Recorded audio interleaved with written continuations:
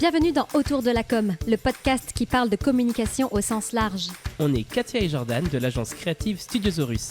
Et notre but, c'est de dévoiler les secrets du mot communiquer.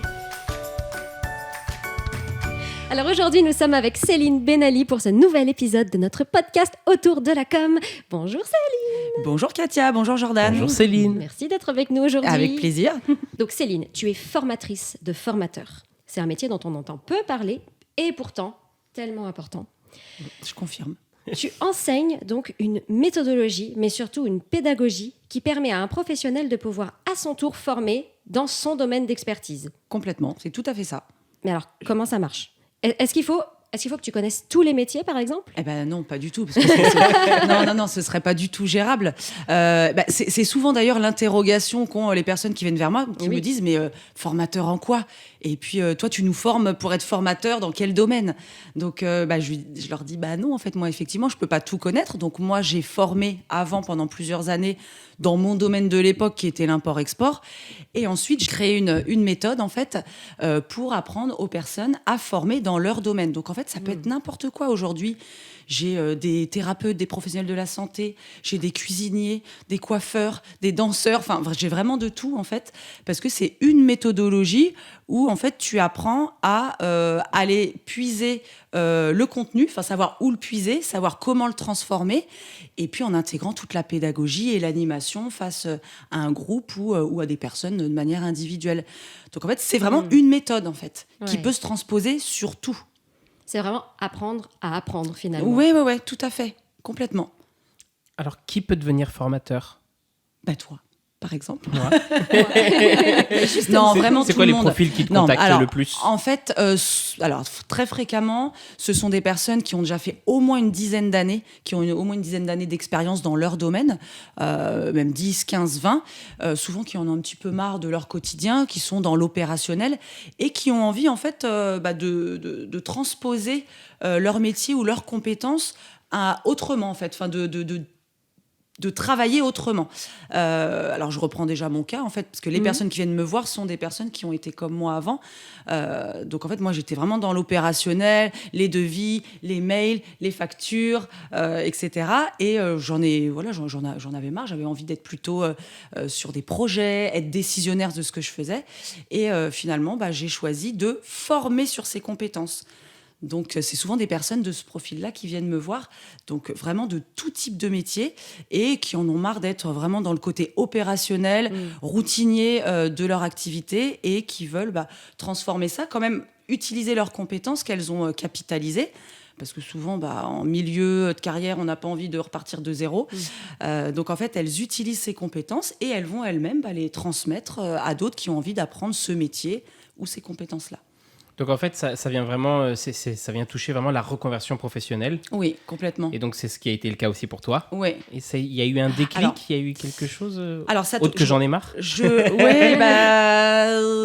peu, oui, c'était surtout ça, mais non, il y avait autre chose. Alors ça touche la reconversion professionnelle et ça touche aussi les personnes indépendantes, peu importe le domaine aussi, qui ont envie de diversifier leur chiffre d'affaires, ou de l'augmenter, et qui veulent proposer, en plus de la formation, à ce qu'elles font, à leur activité. Ça se fait beaucoup maintenant d'avoir une deuxième activité, donc ça peut être aussi une solution. Alors moi, en fait, oui, le coup de ras-le-bol, comme je disais, d'être dans l'opérationnel, envie d'autre chose, mais aussi, je pense que j'ai toujours eu au fond de moi cette envie de transmettre, d'être prof, Alors, je ne sais pas pourquoi je ne l'ai pas réalisé. Souvent, on me le demande. Je ne sais pas. Des fois, c'est la vie qui fait que, tu enchaînes, tu trouves un travail parce qu'il faut trouver un travail et puis il faut avoir un salaire. Tu te maries, tu as des enfants ou autre, tu achètes une maison ou pas. Et puis, un jour, une fois que tu as accompli un petit peu toutes ces... Ce que la société t'impose. Ouais, un peu. C'est un peu ça. Tu te dis, et moi dans tout ça. Et souvent, il s'est passé du temps et tu as 30, 35, 40. Et là, tu as envie de faire quelque chose qui te prend un peu plus aux tripes. Moi, ça a été mon cas. Envie de transmettre, envie d'aider, envie de voir les gens évoluer. Ça a vraiment été ça, mon leitmotiv, en plus du ras-le-bol. C'est une belle motivation pour se lever tous les matins, non ? Cette envie d'aider. Oui, oui, oui. Enfin, en fait, je sais plus, il y a une citation qui dit « Faites ce que vous aimez, vous n'aurez plus l'impression de vous lever pour travailler tous les jours ». Enfin, je le dis mal, mais c'est un petit peu dans ce style-là. Mais c'est complètement ça. Enfin, je veux dire, moi, avant, je me levais, c'était « Oh, je vais au boulot ». Je regardais ma montre. « Oh, il est pile l'heure. Hop, je m'en vais ». Enfin, c'était limite ça. Aujourd'hui, ça n'a rien à voir, en fait. Les dimanches soirs ne sont plus les dimanches soirs d'avant. Enfin, ouais, non, c'est vraiment d'aller au contact des gens, en fait, de les voir évoluer et eux leur permettre d'accéder à une forme d'épanouissement et moi de contribuer à ça. Parce qu'en fait, on dit qu'on aide, mais finalement, c'est quand même très égoïste parce qu'on se fait plaisir à aider les autres. Enfin, voilà.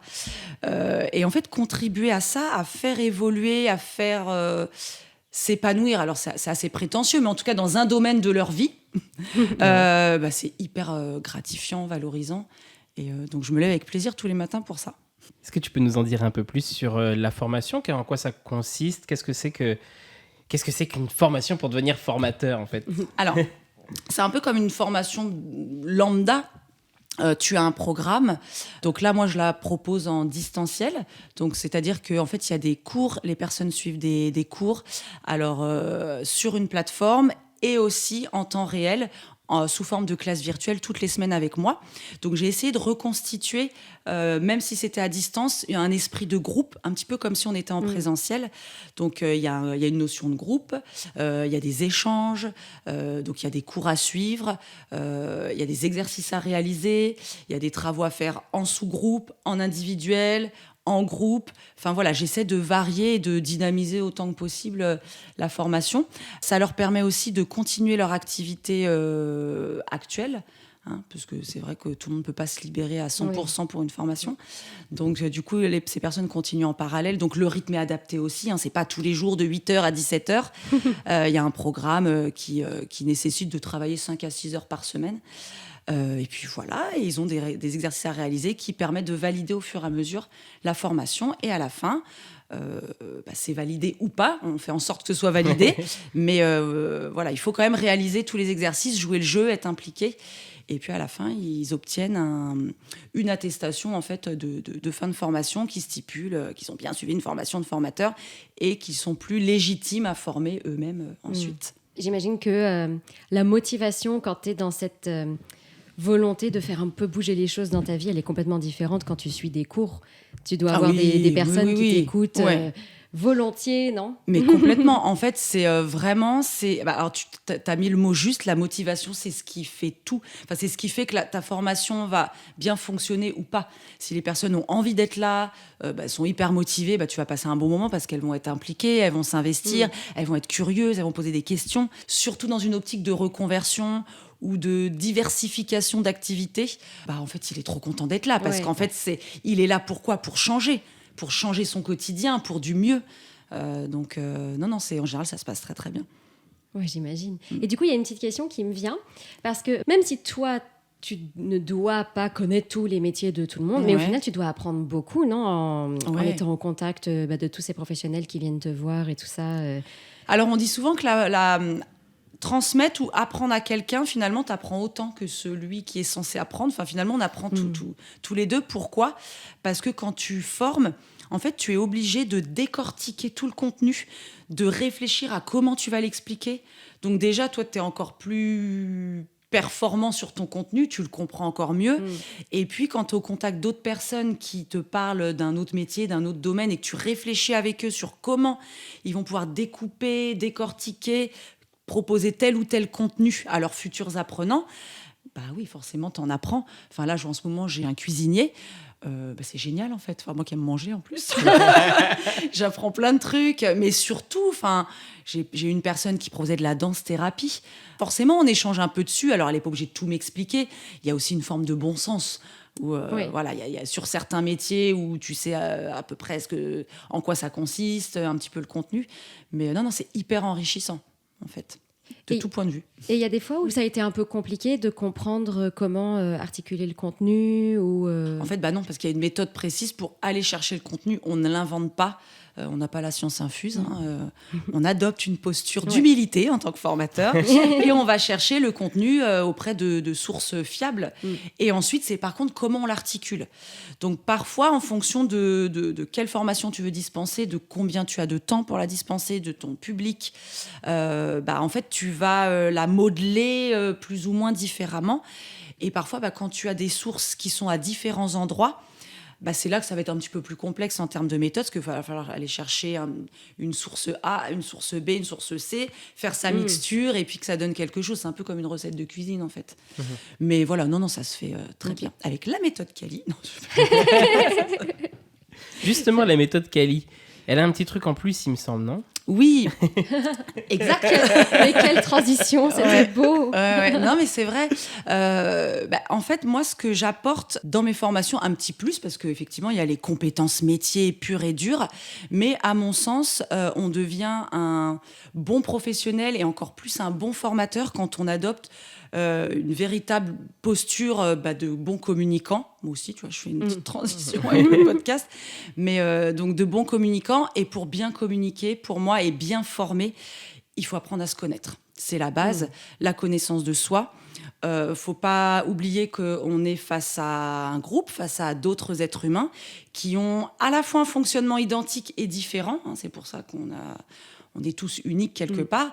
Donc déjà, de comprendre comment nous, on fonctionne va nous permettre de mieux comprendre comment fonctionnent les autres et donc de mieux répondre à leurs attentes, d'être encore plus efficace, d'être encore plus proche d'eux pour les aider à évoluer. Donc moi, c'est vrai que j'injecte du développement personnel dans ma formation. Alors, c'est pas le terme n'est pas développement personnel, mais en fait, c'est ça. J'ai tout un module sur la posture formateur. Donc, en termes de connaissance de soi, en termes de communication, en termes d'éco-citoyenneté, pas mal de thèmes qui permet de travailler sur soi, parce que ça me paraît en fait indispensable pour former d'autres personnes. Voilà. Quand on parle, c'est vrai que c'est... oui, en fait. Évidemment. C'est logique. Oui, c'est ça, c'est logique. Oui, mais c'est vrai ça peut toucher des petites choses sensibles, le développement personnel, la connaissance de soi, ça peut titiller nos émotions, titiller notre passé, titiller plein de choses en nous, mais qui sont essentielles en fait pour avancer. Comme on parle beaucoup, très tendance sortir de sa zone de confort, mais c'est un petit peu ça, c'est arrêter de penser que tout roule, tout fonctionne bien, même si c'est quand même le cas, mais aller quand même un peu s'introspecter, aller titiller des choses qui nous sont pas forcément agréables, mais pour les résoudre et puis pour encore mieux comprendre notre fonctionnement et donc celui des autres. Et puis mieux les aider à évoluer tout au long de leur formation et à communiquer. Voilà. Justement, nous, donc tu le sais, on est une agence de com, on fait pas mal de choses, et on était curieux de savoir un peu le regard que les autres professionnels qui ne sont pas dans la com normalement. Ouais, non, pas du tout. Portent sur la communication en général. Parce qu'il y a plein de façons de communiquer. Donc du coup, Céline, pour toi, qu'est-ce que ça veut dire communiquer ? Alors, je ne sais pas si je vais répondre tout de suite à la question. Je vais faire comme les politiciens, je vais enrober. Moi, je suis plus que convaincue. Pour moi, c'est la base de tout. Et encore plus dans mon métier. Si je ne communique pas, il ne se passe rien. Donc, c'est vraiment un point essentiel. D'ailleurs, c'est une compétence que je présente souvent à part entière. Savoir bien communiquer en tant que formateur, avec ses apprenants, leur apprendre à communiquer entre eux. La communication, c'est créer le lien qui est nécessaire à tout, en fait, dans notre activité et pas que dans la vie en général. Donc, en fait, c'est vraiment comment moi, quels mots je vais utiliser, quelle posture je vais adopter, quels gestes je vais faire avec mon visage, avec mes mains, avec mon corps. Alors, après, il faut qu'il y ait quand même une grosse partie naturelle, mais c'est quand même comment je vais utiliser tout ce que j'ai en ma possession. Qu'est-ce que je vais avoir envie de transmettre ? En fait, pour moi, c'est ça la communication. Et je suis obligée, elle fait partie intégrante en fait de mon métier. Parfois, il y a des conflits à régler. Il y a beaucoup de choses, des problématiques personnelles, des personnes qui se bloquent aussi en formation, qui veulent pas communiquer. Moi, une fois, j'ai eu quelqu'un. En fait, je propose souvent un exercice assez complet pour se présenter. pour briser la glace dès le départ en formation. Et puis déjà, dans cette optique d'apprendre à se connaître. Donc en fait, les personnes ont tout quelque chose à préparer sur un outil que je leur donne et doivent aller se présenter debout face à tout le monde. Je sais que c'est pas facile, mais je me dis qu'en sortant déjà tout de suite de sa zone de confort, dans un cadre bienveillant, bien sûr, je pose un cadre qui rassure. Une fois, j'ai eu quelqu'un qui a fait sa présentation, le dos tourné aux autres. Elle était limite la tête collée au tableau. Et même moi, j'ai paniqué. Je me suis dit, mais comment je réagis ? Parce que l'objectif, c'est sortir de sa zone de confort, oui. Être dans la souffrance, non. Oui. Enfin, voilà, il y a quand même des nuances. Et donc, je lui ai dit, allez vous rasseoir si vous voulez, on peut faire ça autrement. Mais non, elle a quand même voulu faire comme tout le monde. Mais avec un blocage, là, pour communiquer. Clairement, elle tournait le dos. Enfin, ça a été assez compliqué. Donc après, j'ai dû communiquer avec elle en individuel pour la rassurer, lever des blocages, des doutes. Après, je suis pas coach, ni psy, mais on peut quand même déjà, en créant du lien et en s'intéressant à l'autre, en posant des questions intéressantes, pertinentes, avec des mots justes et avec un bon enrobage de bienveillance qui est important. On a levé ces blocages et après, ça a été mieux tout au long de la formation. Ouais. Parce qu'après, son but, c'est quand même de parler devant des gens. Oui, complètement. Donc, du coup, oui. Ouais. Voilà, c'est ça qui était au début un petit peu contradictoire, mais en fait, non, je pense qu'il y a des gens qui ont vraiment envie, mais ils rencontrent des obstacles. Et on est là pour les aider à les travailler. Et là, c'était un sacré obstacle, pour le coup. Oui. Et c'est pas donné à tout le monde de s'adresser comme ça à une foule et d'être super à l'aise avec l'exercice. D'où le développement personnel. Exactement. Non, mais c'est pas simple. Enfin, moi, je veux dire, au début, dans mes premières expériences, je dis pas que j'étais hyper à l'aise pour m'exprimer devant tout le monde. Aujourd'hui, c'est différent. Puis c'est normal. Si à chaque fois, j'étais en transpiration, à chaque fois que je suis devant un groupe, je m'en sortirais pas. Mais c'est vrai que c'est comme tout, ça s'acquiert. Il y en a qui disent, oui, il faut avoir confiance en soi pour parler. Moi, j'ai envie de dire, c'est l'inverse. Fais-le et tu vas développer ta confiance en toi, en fait. Voilà. Je suis bien d'accord avec toi. C'est plus dans l'autre sens, C'est comme tout, passer à l'action. À un moment donné, vas-y. Fais le premier pas, c'est pas confortable. De toute façon, les premiers pas ne sont jamais confortables. Donc, à un moment donné, tant pis. Advienne que pourra et vas-y. Et puis, c'est là que, justement, tout le reste va se construire. Et si tu tombes, tu te relèves. Ouais. Voilà. Moi, j'ai encore plus confiance en moi aujourd'hui que quand j'ai démarré il y a 8 ans. J'ai l'impression... Alors, sans prétention, mais je pense qu'avec l'expérience... on gagne en confiance en confiance. Exactement. Au final, on pourrait presque dire que la pédagogie, c'est avant tout de la communication, en fait. Mais carrément. mais oui. Mais oui. Ouais, c'est complètement ça. Alors aujourd'hui, on parle aussi beaucoup de neurosciences, la pédagogie. Moi, j'utilise les neurosciences, que j'ai à cœur d'utiliser des sources plus que fiables. Et là, la science, ça me paraît plus que fiable. Et en fait, donc, on a identifié vraiment des besoins que l'on a pour apprendre, et notamment le besoin de communiquer, d'échanger. Par exemple, un adulte en formation, pour apprendre, il a besoin de... Alors, je vais le dire vraiment, il a besoin de raconter sa vie. J'extrapole, mais c'est ça. En fait, il a besoin, mais c'est un besoin de son cerveau, en fait. Il a besoin de créer des liens avec son expérience déjà vécue pour apprendre. En fait, il y a des connexions neuronales dans le cerveau qui se font. Il apprend un nouveau savoir, on va dire, ou savoir-faire.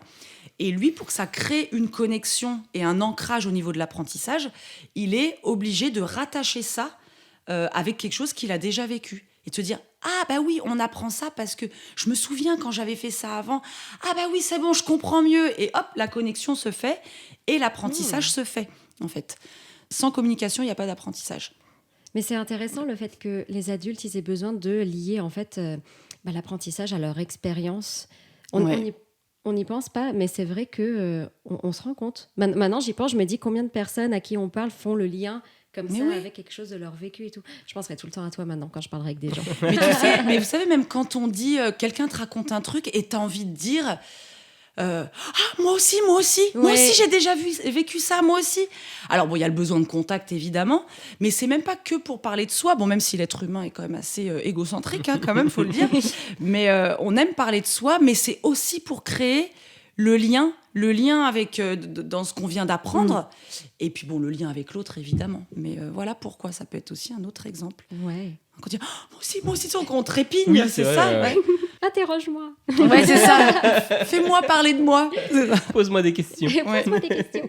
Mais alors du coup, donc pédagogie égale communication, oui. Mais est-ce que tu dirais donc que en termes de communication, on est plus dans le choix des mots qu'on va utiliser, ou est-ce que tu te sers aussi d'autres outils, des choses qui seraient peut-être des supports visuels, ou peut-être posture du corps, des choses comme ça.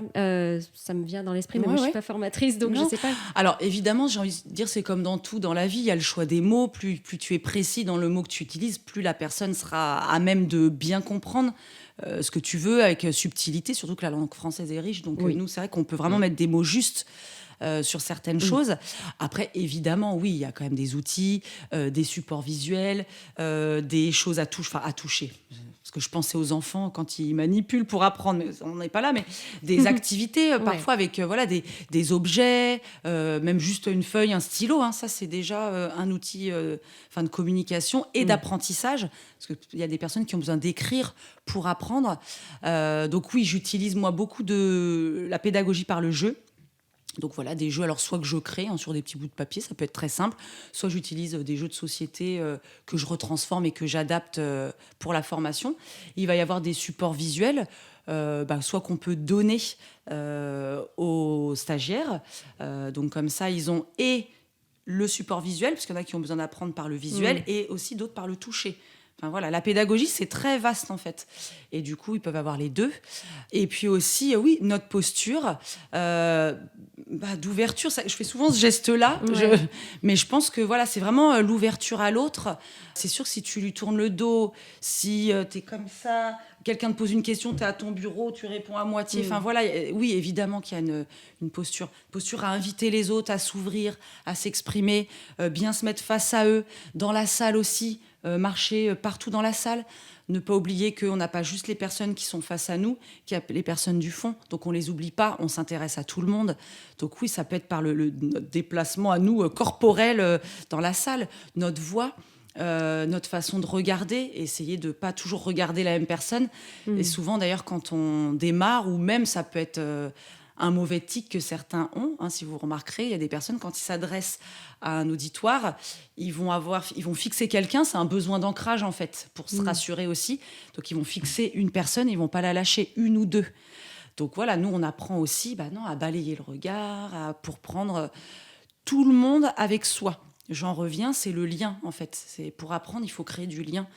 Et pour communiquer, il faut créer du lien. Donc, quand on regarde, on embarque tout le monde avec nous. Pas trop près non plus, sinon on peut être intrusif. Enfin, bon, voilà. Après, je peux en dire long, mais c'est super. Ça va loin.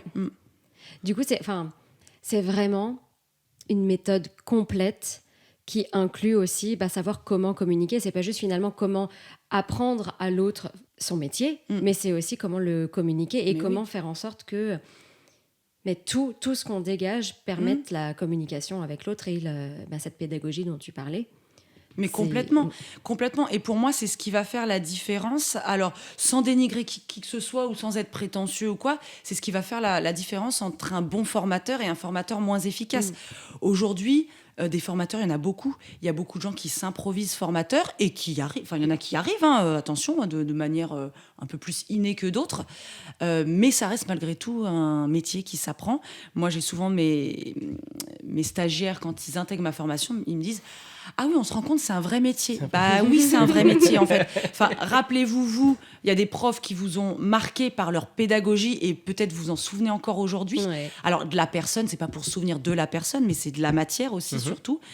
Et puis, il y en a plein qu'on a oublié. Il y a plein de savoirs. Ou alors qu'on s'en souvient en mauvais termes. En mauvais termes, ouais. Et puis que tu n'as rien appris. Donc, en fait, c'est hyper important. Et pour moi, l'essentiel, la plus-value, elle est là. Je veux dire, un même métier, il y a plein de personnes qui peuvent le faire. Mais le faire bien, c'est autre chose. Oui. Et maintenant, c'est le moment happening. En plus, on sait que c'est une de tes passions, les citations. Oui. Oh là là. Alors ici, j'ai un petit jeu à te proposer. J'ai dans mes mains 2 cartes. Oui. Et il y a une citation derrière chacune. Et je te propose d'en sélectionner une de ton choix, en fait. Au hasard. Et puis, tu vas pouvoir nous la commenter si elle te parle. Si elle ne te parle pas, tu n'es pas obligé de commenter. D'accord. Oh ouais. Je la lis. Ah bah, je veux bien, oui, s'il te plaît, sinon, parce que sinon, oui, c'est ça pas... va être compliqué. Un indice s'affiche sur votre écran. Alors, la communication est la nourriture de l'apprentissage. Elle permet aux connaissances de circuler, de se transformer et de s'enrichir mutuellement, créant ainsi un cycle vertueux de croissance personnelle. Albert Einstein. J'adore. En fait, j'adore. Pourquoi ? Parce que ça crédibilise encore plus ce que je viens de dire avant. Je sais pas si je redéveloppe, mais c'est un petit peu tout ce que j'ai dit. En fait, la nourriture de l'apprentissage, quand tu m'as demandé pédagogie, pour moi, la communication est étroitement liée à l'apprentissage et à la pédagogie. Et là, c'est vrai qu'on parle de connaissances qui circulent, qui se transforment. Formation, petit jeu de mots. On aime bien. S'enrichir mutuellement, je disais, en créant du partage aussi entre stagiaires, au sein du groupe. Créant un cycle vertueux de croissance personnelle, développement personnel. Voilà, ça reprend en fait finalement ce que j'avais dit, donc j'adhère complètement. Bon, donc on a bien trouvé, on trouve bien la citation. Franchement, bravo. Ouais. Bravo, parce que en plus c'est vraiment, ça reprend les thèmes qu'on a vus juste avant. C'est vrai. Donc, Il avait pensé à tout, cet Einstein. Dis donc, franchement. Ah oui, je vais l'enlever. Parce qu'à la toute base, on a marqué Albert Einstein, physicien, théoricien. Et j'avais marqué ou génie fou. Ah, d'accord. Et je l'ai enlevé parce que j'étais pas sûr de ce que je disais. Mais en fait, si, c'est vrai. Pense à tout. Ouais. Pensez à tout. Il le savait pour aujourd'hui. Il avait prévu. Si c'est ça, c'est pas de l'alignement. Oh là là, c'est beau. Carrément. Ok. Bon, on va passer à notre deuxième petit happening. Wouhou. C'est le jingle officiel. Le jingle officiel. On t'a demandé de nous rapporter un objet. Est-ce que tu nous as rapporté un objet ? Alors, en rapport avec la communication. Ah oui, c'est vrai. Bien Bien sûr. sûr. Oui. Alors oui et non. C'est vrai que j'ai réfléchi, je me suis dit quel objet j'utilise pour communiquer. Alors il n'y a pas un objet précis. Et après j'ai pensé à un élément. Je sais pas comment vous allez me dire comment je peux le définir. Après j'ai pas respecté la consigne parce que ce n'est pas un objet. Okay. C'est une partie de mon corps qui je pense aide à communiquer. Mais alors moi, et tout à chacun, c'est le sourire. Donc effectivement, je pouvais pas l'amener. J'aurais pu dessiner, en fait, faire un dessin, puis après, comme je dessine ou alors très faire mal, un dentier sur mesure. Voilà, c'est ça. En une semaine, c'était un peu compliqué de tout prévoir. Le dentier, ça m'aurait pris un petit peu de temps, j'avoue. Non, ça m'est venu un peu comme une évidence parce que je me suis dit, mais Céline, c'est quoi ton outil premier pour communiquer ? Alors, qui n'est pas calculé d'ailleurs, hein, mais j'ai pensé à ça. Je me suis dit, le sourire. En fait, c'est tout bête. Mais je pense être assez souriante et j'ai remarqué que ça créait tout de suite...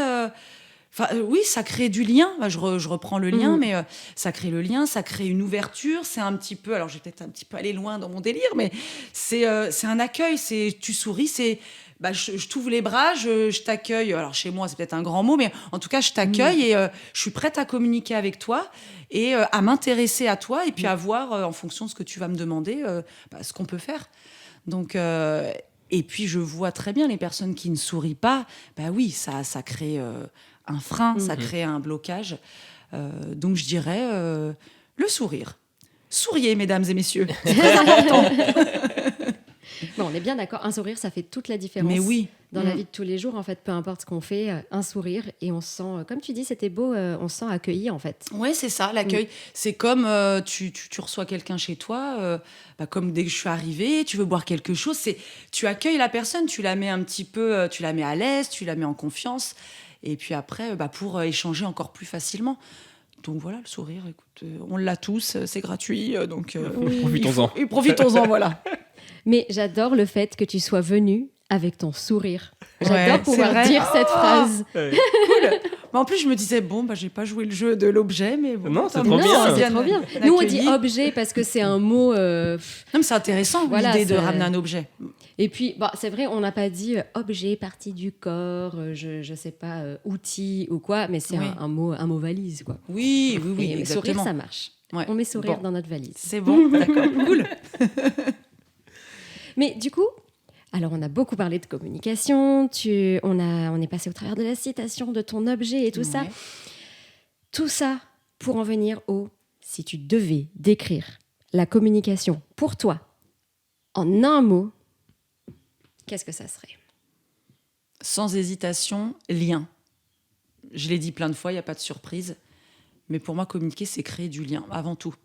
On crée un lien, après on voit ce qu'on a envie de faire de ce lien, mais en tout cas, déjà, communiquer, c'est d'abord créer un lien avec l'autre. Donc je dis lien. C'est votre dernier mot. C'est mon dernier mot, Katia. J'accepte cette réponse. Et voilà, un nouveau mot à notre poster de communication, lien.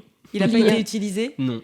Non. C'est la première Mais fois. c'est pas grave si les mots sont Ah ben non, utilisés justement, c'est plusieurs ça fois. qui est bien. Oui. Ouais. C'est encore plus pertinent, oui. Oui. Non, mais on va voir. Ce qui est intriguant aussi pour nous, c'est de voir à quel point des personnes qui peuvent peut-être travailler dans des domaines qu'on pourrait considérer opposés, finalement, se rassemblent sur leur conception de la communication ou l'importance que ça a dans leur profession à elles, quoi. Alors Céline, est-ce que tu as quelque chose à nous partager aujourd'hui ? Est-ce que tu as quelque chose à nous communiquer ? C'est ton instant promo. C'est moi, toi. Alors, oui, évidemment. Donc là, Dis-nous tout. Donc en ce moment, j'ai 2 groupes de formateurs qui suivent la formation Cali, qui, avant l'été, seront fin prêts pour déjà aller passer, j'imagine, de bonnes vacances et ensuite pouvoir commencer leur nouveau métier de formateur. Et donc, j'ouvre une nouvelle session. Donc, le prochain lancement, le prochain groupe sera à l'automne. Alors, la date pile poil n'est pas encore déterminée, mais ce sera au mois d'octobre. Donc voilà. Gros morceaux. De toute façon, les sessions sont les gros morceaux de mon activité. Et non, je peux en dire une deuxième ou pas ? Bien sûr. C'est mon moment. Donc j'ai ça. Aujourd'hui, légalement parlant, toute personne ou organisme qui veut former et accéder au financement public doit être certifié Calliope. Et pour être certifié Calliope, il y a tout un travail à faire. On passe devant un auditeur et ensuite on est validé ou pas et on a l'autorisation ou pas de former. Généralement, ça se passe bien. Et donc moi, je propose cet accompagnement donc pour aider à préparer cet audit et puis évidemment à l'obtenir. Bien sûr. Donc après, on pourrait dire qu'une fois qu'on est passé entre tes mains, on est certifié Calliope. Tout à fait. Ouh. Complètement. J'avais pas, mais bien. J'ai vu à ton regard que tu l'avais pas eu tout de suite. Ouais. Je l'ai pas eu direct, non. Mais là, je l'ai eu. On est dans la poésie. Oh là là, aujourd'hui. Mais c'est ton deuxième regard. Tu vois, tu as communiqué avec ton regard. Le deuxième, il a été plus précis et j'ai capté. Enfin, en tout cas, il a créé le lien et j'ai compris. C'est à la malice dans ton regard que j'ai compris direct le ouh. Merci, mais Jordan. En fait, c'est surtout quelque chose qui peut se lire. Oui. Parce que Calliope. Ouais, non, mais complètement. Génial. Vous n'êtes pas agence de com pour rien, quoi. Venez chez Studiosaurus. Voilà. Chez Studiosaurus, on pense à tout, même à vos slogans. C'est ça, ouais. C'est bon, on va en reparler. Et si on veut rejoindre ta formation ou se faire accompagner par toi pour avoir la certification Calliope, c'est ça ? Oui. Comment on fait ? Comment est-ce qu'on peut te joindre ? Alors, essentiellement, donc moi j'ai un site internet qui regroupe un petit peu tout ce que je propose. Et je suis active sur les réseaux sociaux. Je suis assez active quotidiennement. Donc essentiellement Instagram, Facebook. Donc je pense que ça laisse pas mal de canaux d'entrée pour venir me rencontrer et créer le lien. Oui. Et profiter. La vie qui lâche pas l'affaire et créer le lien avec moi. Et profiter de ton beau sourire. Tout à fait. Voilà, vous serez accueillis avec sourire. Même par téléphone, vous l'entendrez à travers le téléphone. Ça, si c'est pas merveilleux. C'est très très beau et quoi dire de plus, quoi. Merci Céline d'avoir été avec nous, d'avoir partagé ton expertise, ta bonne humeur, ton sourire. On a passé un super moment avec toi. On a appris plein de choses. Nous on fait comme toi en fait, on invite des gens pour apprendre ce qu'ils font et on passe un super moment à chaque fois. On apprend toujours des autres de toute façon. Exactement. C'est sûr. Merci à vous, plaisir partagé. C'était vraiment un super moment. Merci on peut le refaire ou non? Écoute, pourquoi pas. Voilà. Alors, si ce podcast t'a plu, n'hésite pas à en parler autour de toi, de le partager, de communiquer à son sujet, mettre des petits commentaires sur les réseaux, etc. Encore une fois, merci Céline. Merci d'être venue. Merci Katia, merci Jordan. Avec plaisir. Et puis nous, on se retrouve jeudi prochain à 18h pour un nouvel épisode de Autour de la com. Tidididi.